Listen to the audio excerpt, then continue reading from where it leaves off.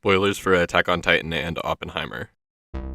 The Oppenheimer and Barbie phenomena has been well documented and discussed at length. However, I want to discuss Oppenheimer and another piece of media, the popular anime series Attack on Titan. Christopher Nolan's new film has many similarities with the anime in their main characters, themes, and certain plot points. In part 1, I'll look at how the character arcs of J. Robert Oppenheimer and Eren Yeager mirror one another. And then in part 2, we'll dive into the show and movie's shared themes. Part 1.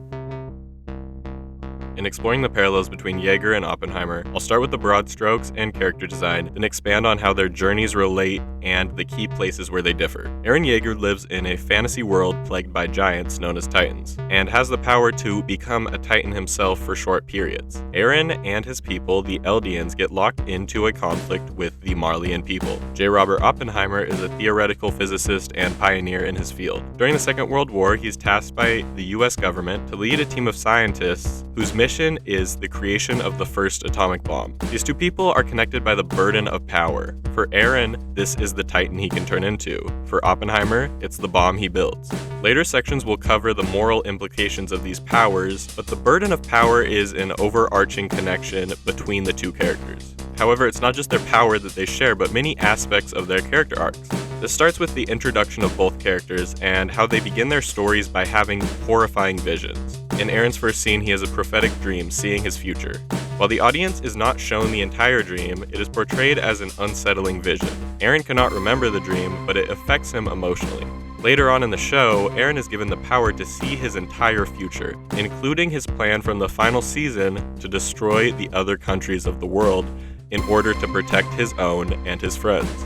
At the start of Oppenheimer, we are shown J. Robert Oppenheimer burdened by visions of another universe. The visual of raindrops falling on a puddle appears as a motif developed throughout the movie. It represents a chain reaction, the future that Oppenheimer is a part of and the dread he feels about it. However, this motif is started while Oppenheimer is having these visions, implying a link between the two. This connection between the visions and the raindrop motif signals that his visions and his dread are not only about some other universe, but about the future of his own universe, and how it could be a universe that he creates. This raindrop visual is also featured in the movie's final scene, which I will return to. There's also the auditory motif of stomping feet, representing his guilt over the many who die because of his creation. Both motifs are present before and after his successful creation of the nuke, and both imply a foresight into the role he will play in the future. There's also a connection between how both characters are motivated into their roles as the Titan and the father of the nuclear bomb. Because both these roles have grave moral implications, it's essential to understand why these two characters end up occupying them. Eren and Oppenheimer's motivations are double-sided, both characters being led by curiosity and a mixture of fear and anger. Before Eren knows he possesses the power of the Titan, Eren's journey begins with him joining the Scout Regiment, which is basically a military built to fight Titans and explore the world. The original reason Eren desires to become a scout is his curiosity for the world outside of the walls of his home, something he and his friend Armin talk at length about as kids. However, the inciting incident of the show is the breaking of the walls protecting his people, which allows Titans to invade and leads to the death of Eren's mother. The fear and anger that this event instills in him are the other side of Eren's motivation to join the Scout Regiment, leading him down a road that ends in tragedy and war. An inciting incident in Oppenheimer's journey is being enlisted by the US military to make a nuclear weapon during the Second World War. The curiosity that guides him towards this path is how the atomic bomb can be viewed as a significant scientific challenge. It is his love of physics that leads him to take on this role. However, fear and anger motivate him because he is not only a US citizen, but a Jewish US citizen. He is emotionally invested in the conflict, angry because of the genocide being brought upon his people, and fearful of a world in which the opposition is victorious. The place where Yeager and Oppenheimer differ in their arcs is in their reactions to the use of their power. While the two of them are motivated by fear and anger, their differing paths are caused by Eren being led by his anger and Oppenheimer being led by his fear. As the conflict in Attack on Titan escalates, Eren sees his power as a Titan as the only way to bring about the conflict's end. Because of this, he chooses a path of mass destruction and violence. His anger towards the enemy outweighs his fear of what he is becoming. Oppenheimer, on the other hand, sees his bomb through a fearful lens. His actions in the second half of the movie are of a singular goal: the control and containment of this nuclear power. He chooses a path of peace and restraint. In the first season of Attack on Titan, the Eldians have a rudimentary understanding of the Titans, unaware that certain people can turn into Titans. To them, Titans were beasts who preyed on humans. After Aaron's home is destroyed and his mother is killed, Aaron says in reference to the Titans in a fit of rage, "I'll kill them. I'll kill them all. I'll wipe every one of them off the face of the earth." In Oppenheimer, during the creation of the bomb, there's a time when the scientists making it become fearful that when they test it, the atmosphere will ignite and the world will be destroyed. This is referred to as a chain reaction that would destroy the world. In the second to last episode of Attack on Titan, when Eren is carrying out a genocide, killing the other countries of the world to protect his own, his line from the first season is referenced. While Eren is commanding Titans to end countless innocent lives, he says, "I'll wipe out every last one of them from this world." In the last scene of Oppenheimer, we see the titular scientist meeting with Albert Einstein after he has made the bomb and it has been used in the war. Oppenheimer asks Einstein about a time when he talked to him before the bomb was tested. Oppenheimer tells Einstein, "When I came to you with those calculations, we thought we might start a chain reaction that would destroy the entire world." Einstein says, "I remember it well, what of it?" And Oppenheimer responds, "I believe we did." In these lines, we can see that while both characters were driven by fear and anger, Eren, in the end, is guided more by anger, while Oppenheimer is guided more by fear. Part 2. Oppenheimer opens with an on-screen quote from Greek mythology, which reads, "Prometheus stole fire from the gods and gave it to man. For this he was chained to a rock and tortured for eternity." This quote implies a distrust in human nature, and that giving humanity fire, a tool with the potential for unspeakable destruction, is a sin worthy of torture. Human fragility leads to cycles of violence that perpetuate like wildfires spreading through a forest. To develop the theme of the cycle of violence, Attack on Titan explores the past of its fictional world. In developing this same theme, Oppenheimer looks towards the future.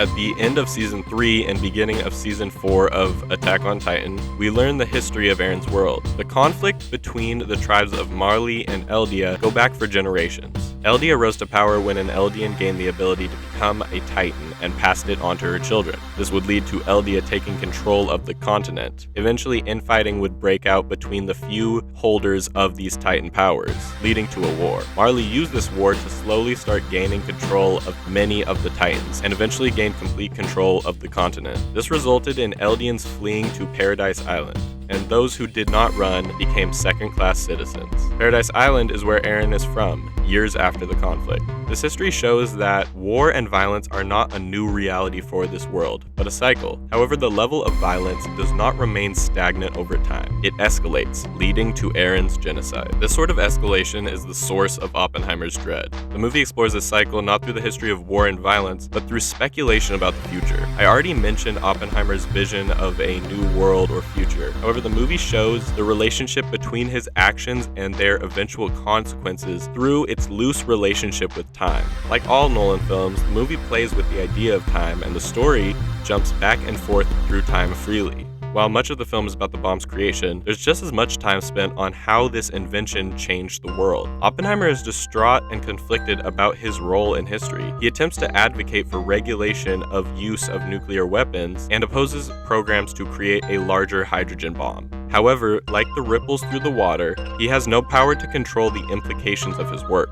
Oppenheimer's remorse towards his actions set him apart from Eren. They are also set apart by their relationship with time. Eren holds the power to see his entire future. Oppenheimer has only speculation. He can come to terms with how his weapon has been used once the war is over, but the future will always be a terrifying mystery. On the other hand, Eren has already seen the entire extent of his lifetime and can justify his actions before he carries them out. This highlights another limit of humanity.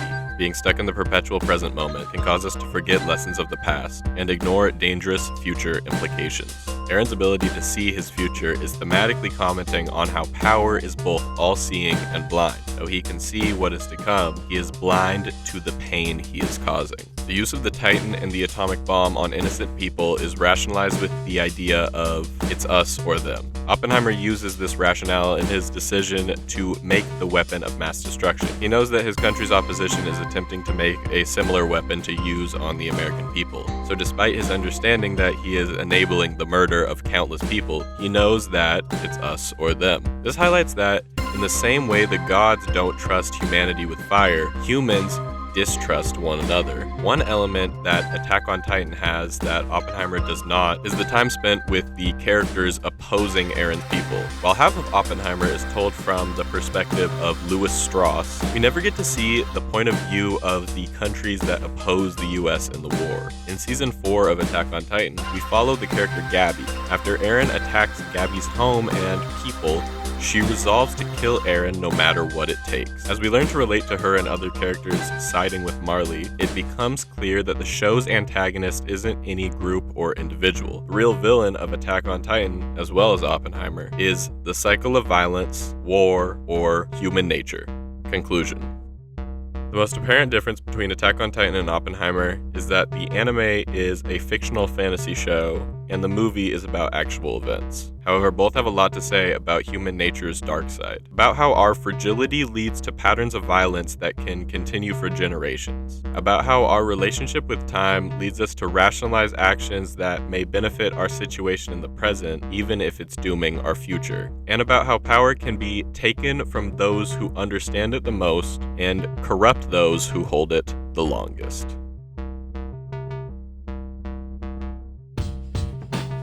Thank you for watching, and if you like this video, please subscribe to the channel. It helps out a lot, and commenting also helps out with the algorithm. So if you wouldn't mind letting me know what you think about Oppenheimer or Attack on Titan, I'd love to hear it. Thanks.